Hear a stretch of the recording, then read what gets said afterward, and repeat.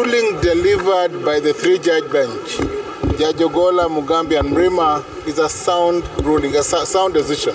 Is it? It has upheld the impeachment of Rigathi Gachagua. Was he impeached? It has also confirmed that the appointment of Professor Kindiki as Deputy President was done in accordance with the law. There was no need to have the input of IBC.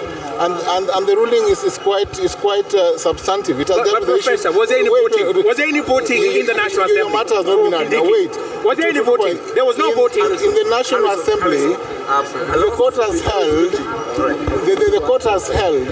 that the National Assembly process of confirmation was a process that had no constitutional foundation, and therefore the court has found that the National Assembly, though it confirmed Kindiki as the Deputy President, needed not to go through the process.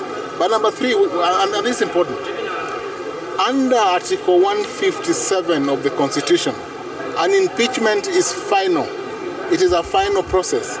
And that is why, though the court found that Senate ought to have accorded Rigathi Gachagua an adjournment, it has not faulted the impeachment. The impeachment is final.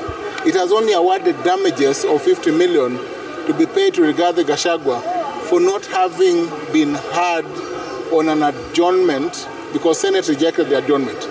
That is the only positive finding. But I'll tell you this, that since the petitioners will file an appeal, there will be many appeals, Senate and other parties will file a cross appeal because you can only file one appeal. Once an appeal is filed, then you file a cross appeal.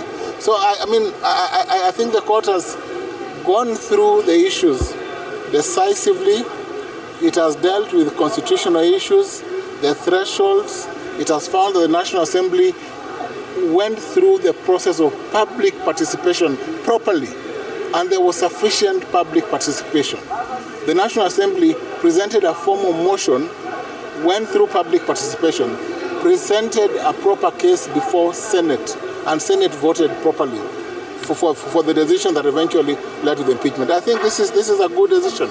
Okay, you feel it's a good decision, yet, sorry Tom. It's a good decision on many fronts, yes. Yet the court has, and this seems to be the main pain points for the petitioners, the court has acknowledged an infringement of a right.